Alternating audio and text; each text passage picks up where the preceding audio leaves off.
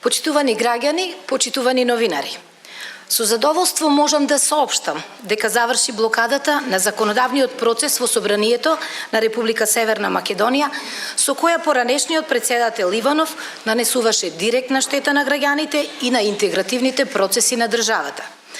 Повеќе од 3 месеци, Собранието на Република Северна Македонија беше заложник на однесувањето на Иванов, кој беше спротивно на волјата на граѓаните, представувана преку парламентарното мнозинство.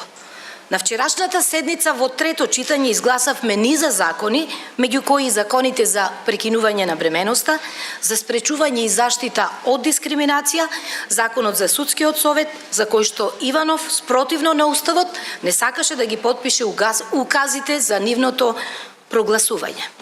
Станува збор за исклучително важни закони, чие донесување граѓаните го бараа и го очекуваа, но кои се важен чекор и услов за нашите евроинтегративни процеси. Законодавниот процес е повторно во функција, а Собранието на Република Северна Македонија конечно може со полн капацитет ефикасно да работи. Како парламентарно мнозинство, остануваме силно посветени на градењето едно општество за сите, без поделби, без дискриминација, општество на еднакви граѓани, со еднакви можности, независно од полот, расата, верата или пак сексуалната определба.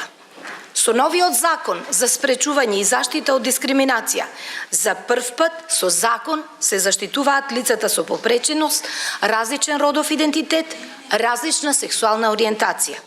Овој закон беше подготвен во соработка со невладиниот сектор, но е и еден од условите за евроинтеграцијскиот процес на нашата држава.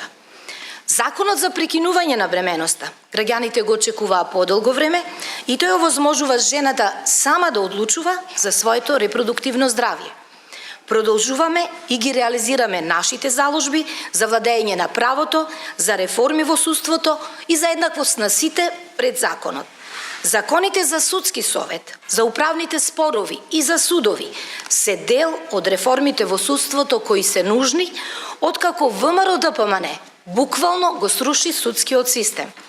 Овие закони се само дел од реформите што ќе следуваат во наредниот период. Не отстапуваме од целта Република Северна Македонија да биде стабилна, просперитетна и економски развиена европска држава.